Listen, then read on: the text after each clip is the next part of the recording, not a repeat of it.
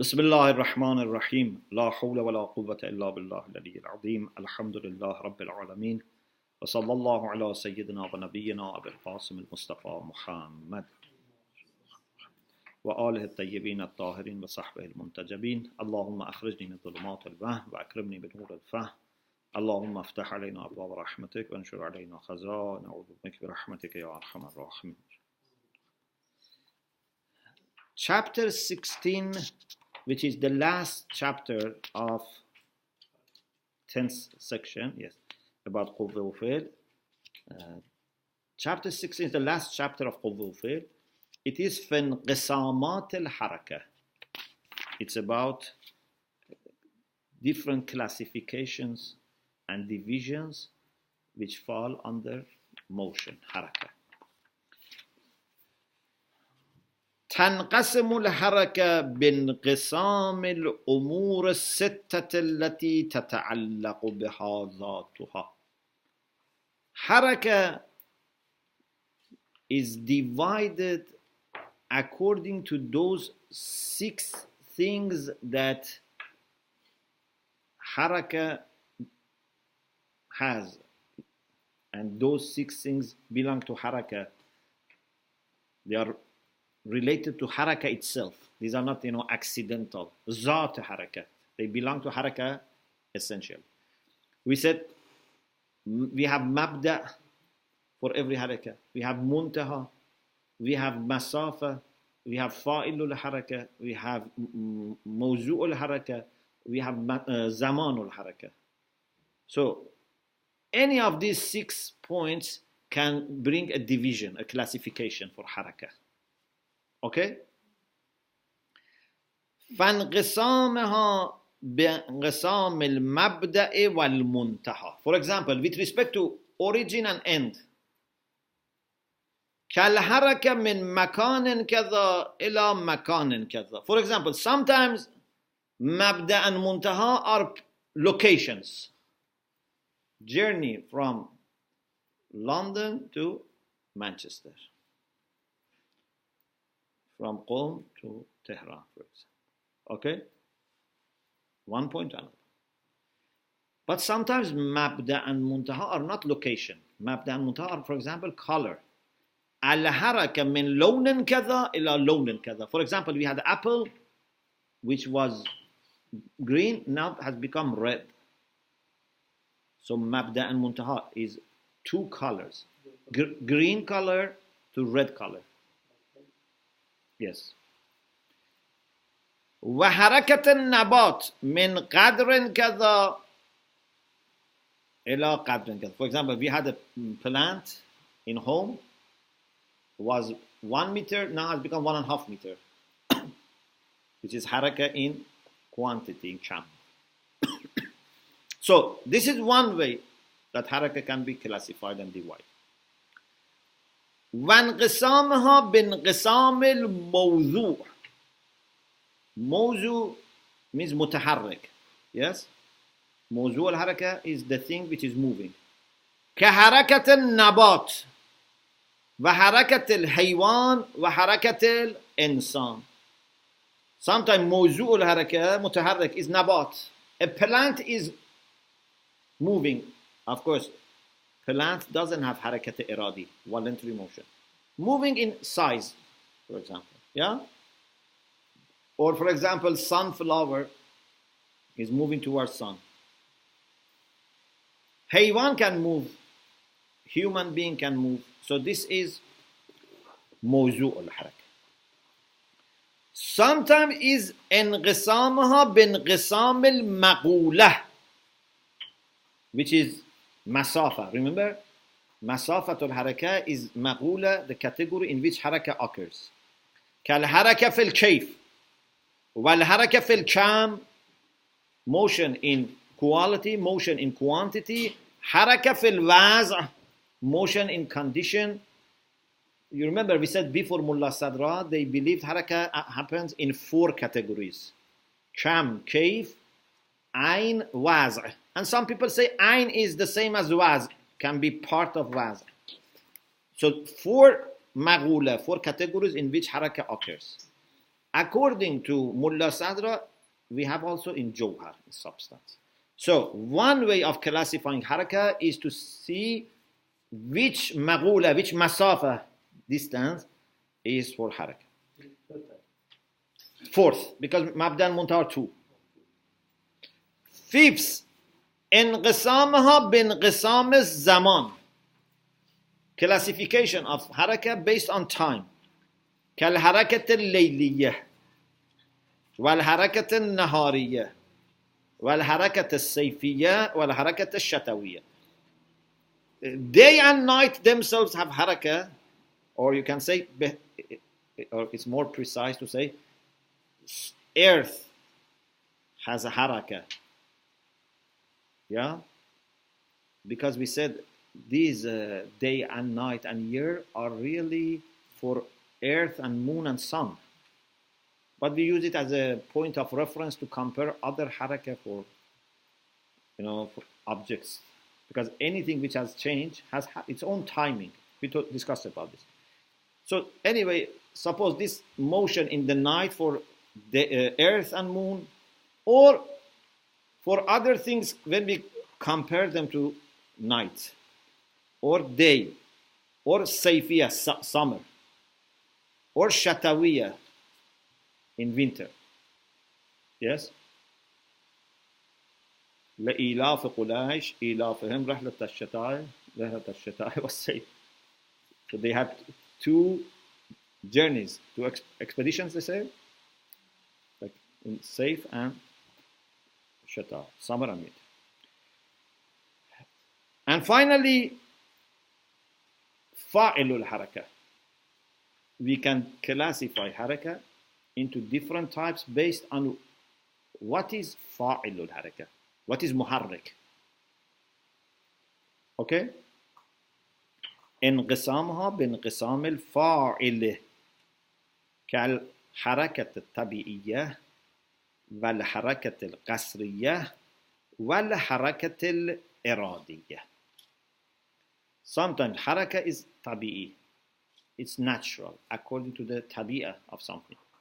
Sometimes it is qasriya, it's by force. And sometimes it's iradiyah, by will, by nature, by force, by will. Okay?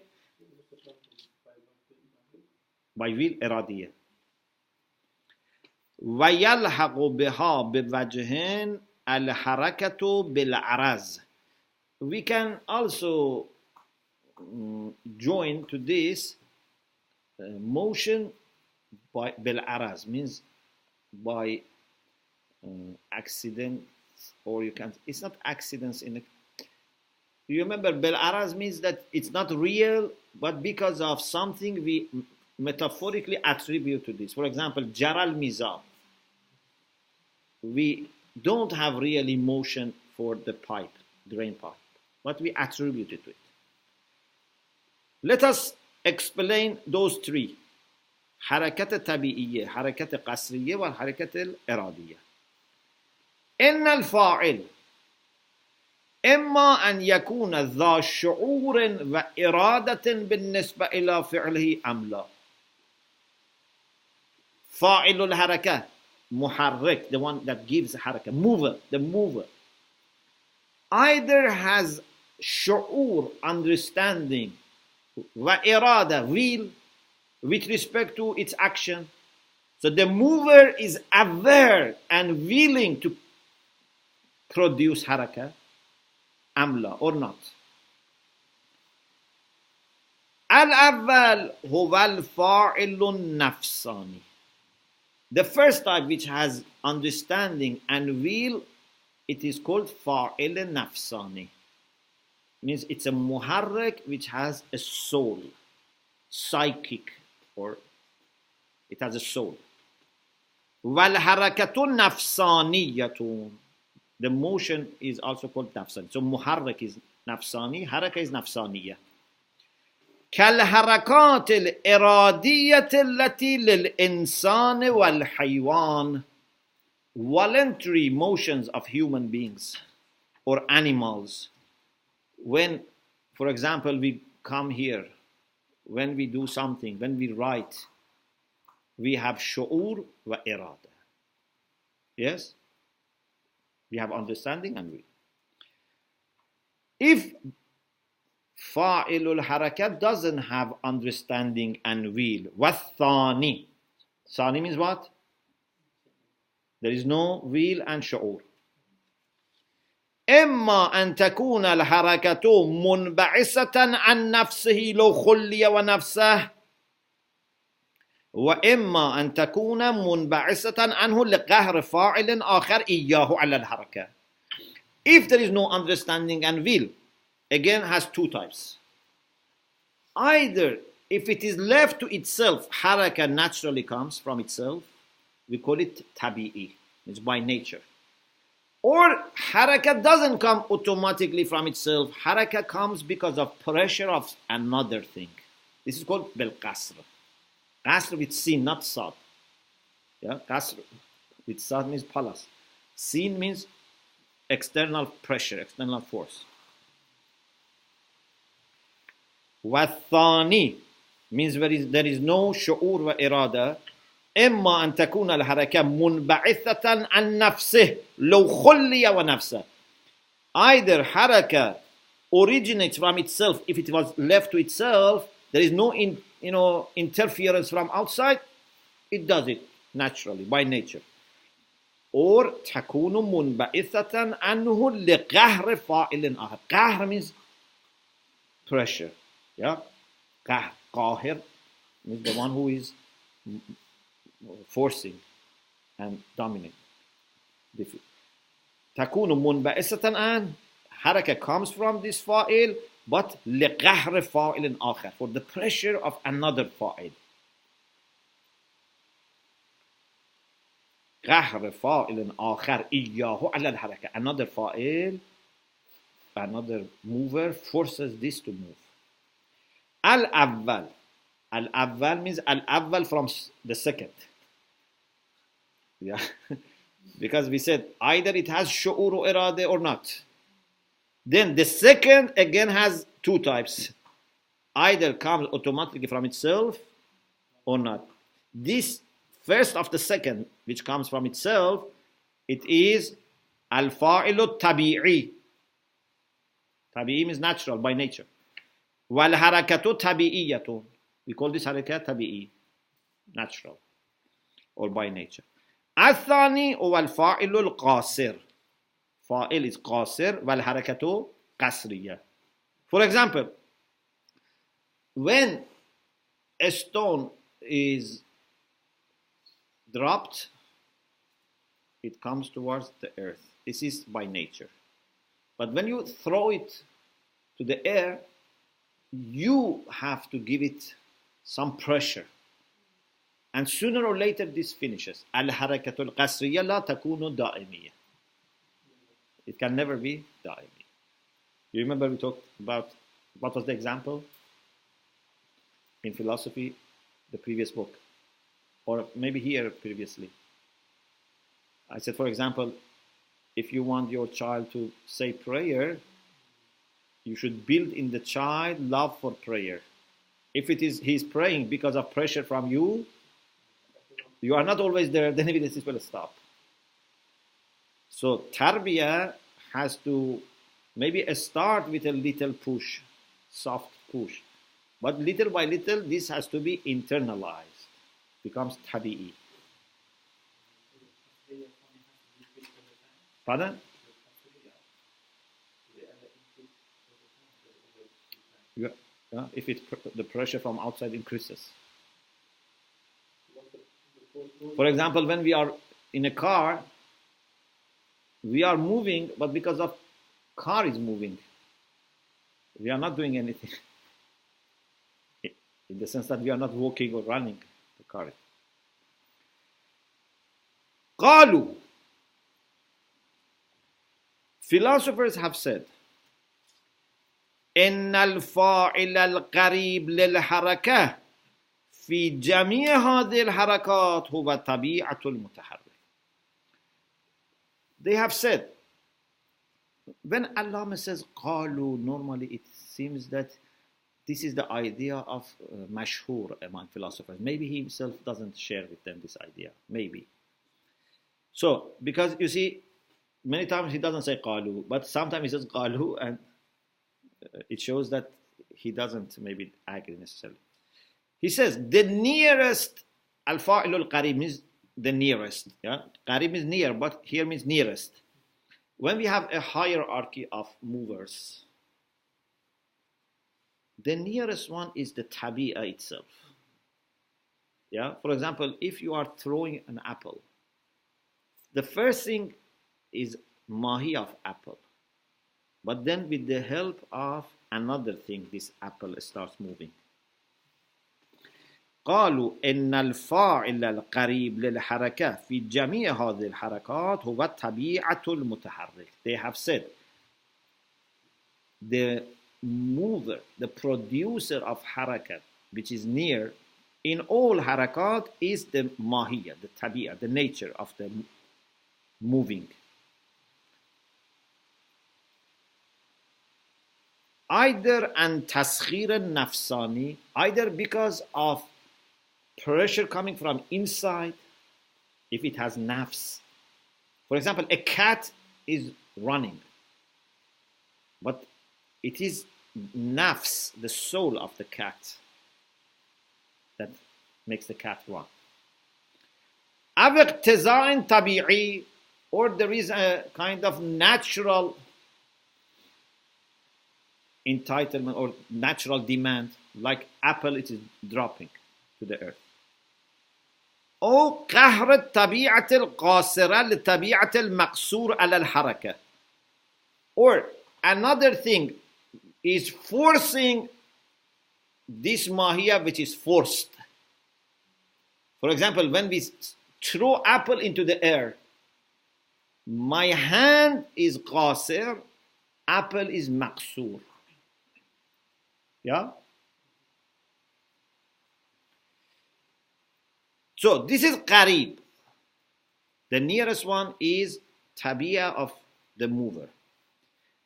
والمبدأ المباشر المتوسط بين الفاعل وبين الحركة هو مبدأ الفيل مبدأ الميل الذي يوجده الفاعل في طبيعة المتحرك.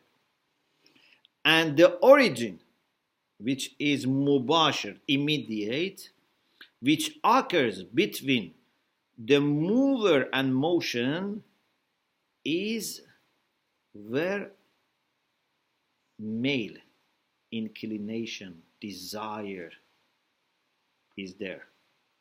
So that mabda is mabda'ul male, where male is produced. الذي يوجده الفاعل في طبيعة المتحرك. So in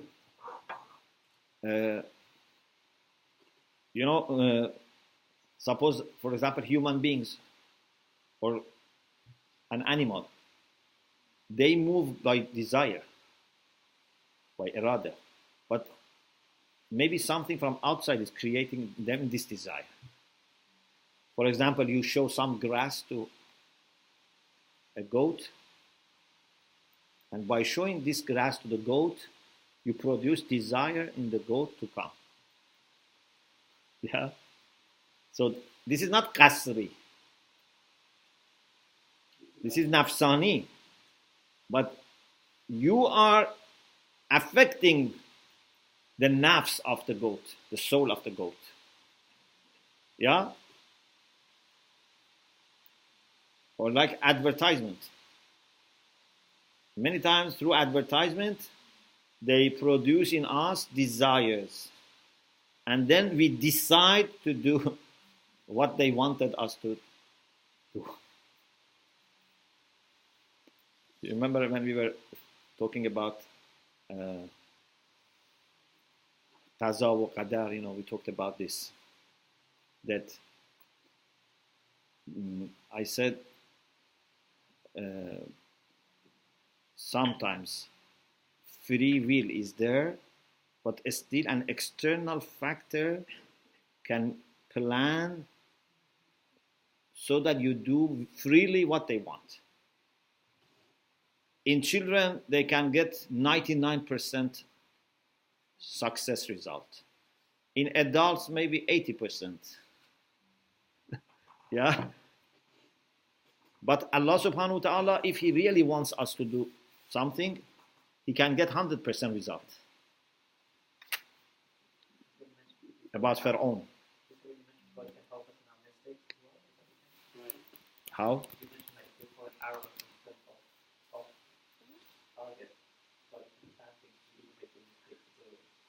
No, that's different.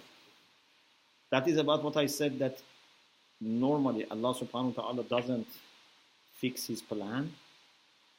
But sometimes, like Akhir al-Zaman, for example,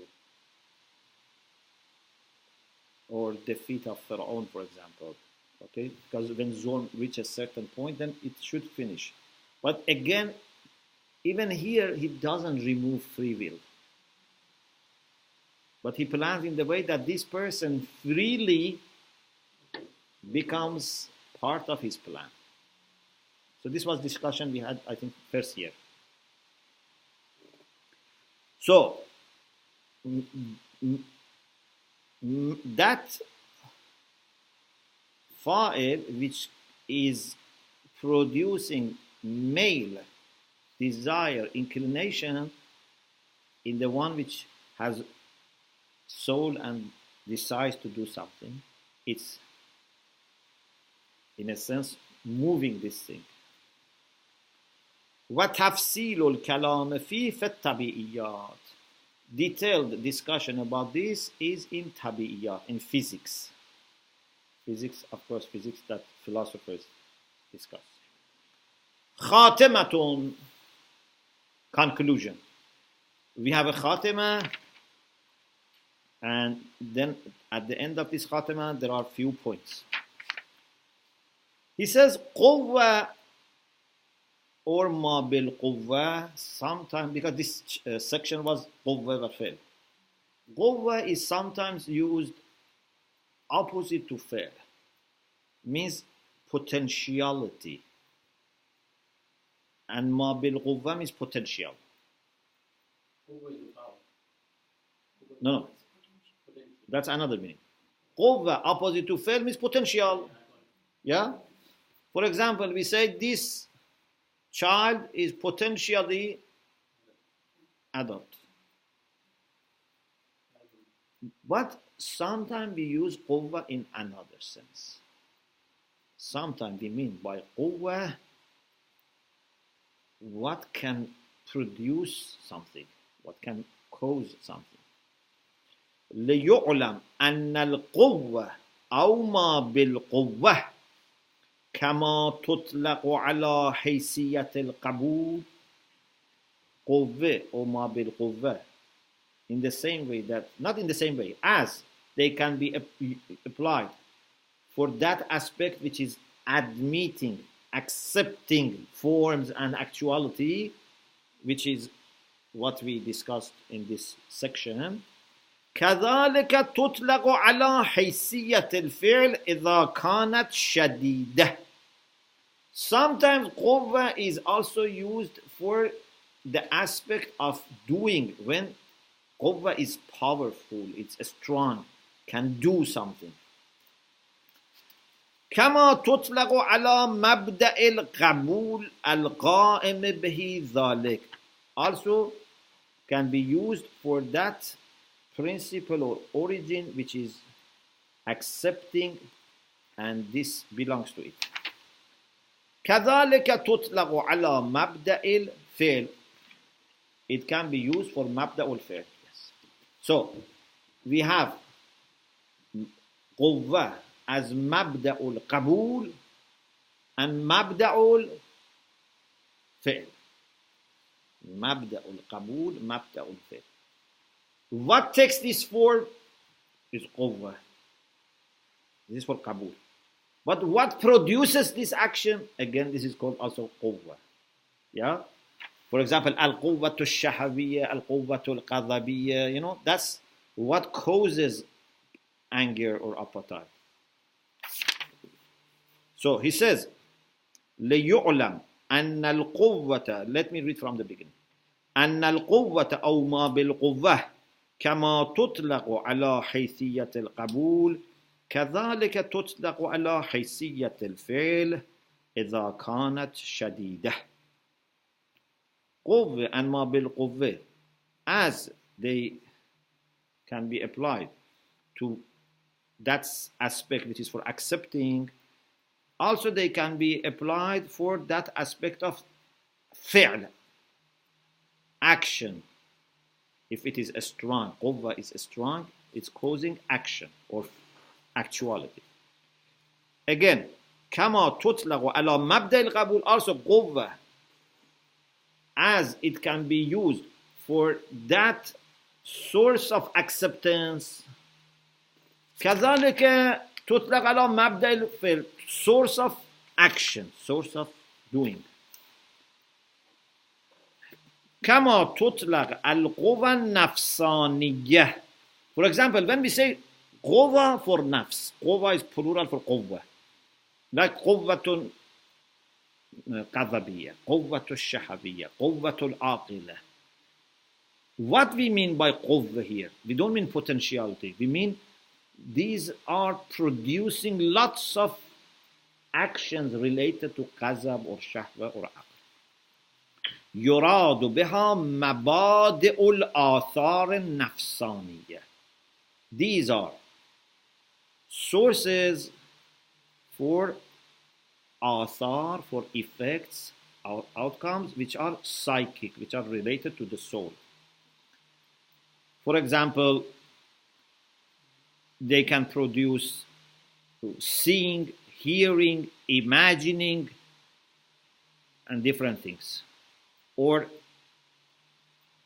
in addition to these قوة which are for senses and imagination, قوة which are responsible for our actions, that, as I said, قوة عاقلة or قذبية or كذا.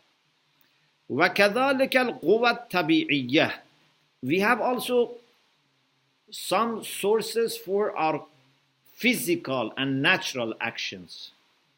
For example, you have something that circulates blood in you.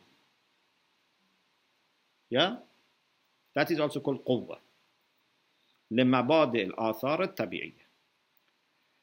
This قوة الفاعلة which is acting, إذا قارنت العلم والمشيئة, if it comes with knowledge and will, إرادة. سميت قدرة الحيوان. It's called قدرة of حيوان because حيوان should have حساسية and حركة بالإرادة. Okay? وهي علة فاعلة تحتاج في تمام عليتها ووجوب الفعل بها إلى أمور خارجة. This قدرة is a cause which is acting, but it's not علة تامة. Needs for completion of its causality in order to become علة تامة, and in order to have وجوب الفعل بها, action becomes necessary because you know الشيء ما لم يجب لم يوجد, and as long as you don't have علة تامة, nothing becomes واجب. وجوب بالغير comes from what? علة تامة. Yeah? لا يمكن تخلف المعلول عن علته التامة. The effect can never say, I don't want to come to existence. When the complete cause is there, Allah cannot say, I don't want to come. Okay? So this qudratul haywan, when he wants to do something, haywan is not illat tamma. If other things are there, conditions, no obstacle, it happens. تحتاج في تمام عليتها, for completion of its causality. ووجوب الفعل بها, and the action becomes necessary by it. It needs إلى أمور خارجة, external things. Like what? كحضور المادة القابلة. We should have a matter or material, matter in a philosophical sense, that accepts وصلاحية أدوات الفعل. We should also have instruments which are suitable and other things. تسير باجتماعها إلة تامة. If all these are together, then we would have complete cause.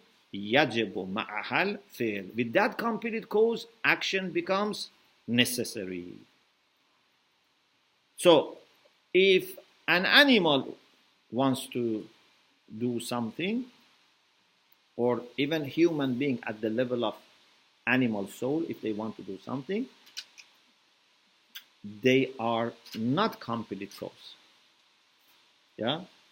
For example, if I want to create a building, I should have materials and instruments and proper time, space, everything should be there so that I can create a building. Yeah, I am not enough myself. Now, Allah says, from what we have said, few points become clear. وَمِنْ هُنَا يَظْهَرُ أولا عدم استقامة تحديد بعضهم للقدرة. The definition of some of the philosophers for قدرة, now it is clear that it is not mustaqim. It's not a good definition. عدم استقامة تحديد بعضهم للقدرة means this تحديد, this تعريف, this definition is not mustaqim, is not right. Okay? So some people have defined qudra in this way. This is not right. And this is what we had also in Ilm al-Kalam. Normally they say in Ilm al-Kalam, what is qudra? They say كون الفاعل له بحيث إذا شاء فعل وإذا شاء ترك. If fa'il, when he decides he can do it, and when he decides he can leave it, it means he has power. So power means to have the situation that you decide you want to do it or not. You have to have power for both. So he says, they have said qudra is ما يصح معه الفعل والترك, something that with that action and not action are both correct. Allah says this tarif is not very accurate. Why? Because this is good for mumkinat. But for Allah subhanahu wa ta'ala, His actions are necessary. Because Allah is illat tammah. At least for those things which are mujarrad, He is illat tammah. There is no other need. So, if you say, يَصِحُ مَعَهُ الْفِعْلُ وَالتَّرْكُ, it means that He can have them, or they can exist and they can not exist. We say no. For Allah subhanahu wa ta'ala, its actions must exist. Of course, I think with all humility, I think this problem is not right. Because even with respect to Allah subhanahu wa ta'ala, because He has will. Because He has will, therefore it's correct to say that existence of Allah in our analysis enough accepts them being there or not being there. But if He wills, then they must be there. Anyway, the definition is this. ما يصح معه الفعل والترك. They have said qudra means something with which action and not action, doing and not doing, are both sahih, correct. فإن نسبة الفعل والترك إلى الفاعل, Allah has problem. Why? He says the relation of fi'l and tark with fa'il can only be sahih, means both of them can be sahih and mumkin, possible, if fa'il is part of illat tamma إذا كانت جزءا من الإلة التامة. لا يجب الفعل به وحده, because it's part of illat tamma. Fail is not wajib, fail is not necessary.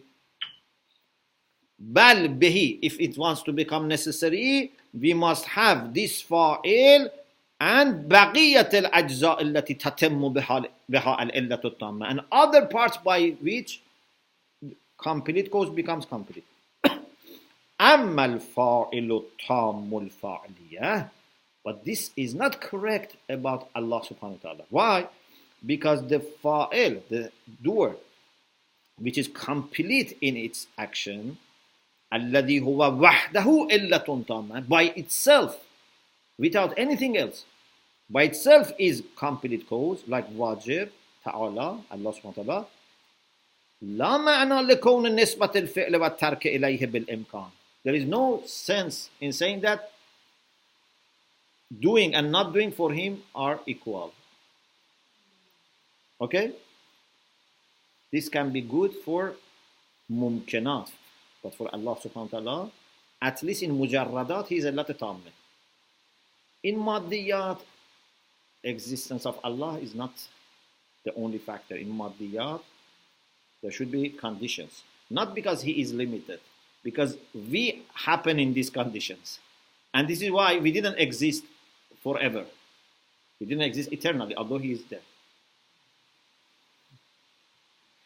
If you say, how can you say Allah's actions are necessary? Then it means that he is majbur. We say no. He is not majbur.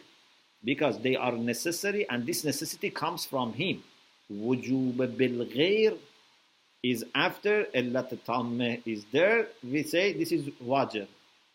Not that because of this wujub he becomes illat tammah. La yujibu كون فعله واجبا لا يوجب كون فعله واجبا أن يكون موجبا مجبرا على الفعل. It's not making it necessary that his action is necessary, is not making it necessary that Allah is forced to do and he has no power. Why?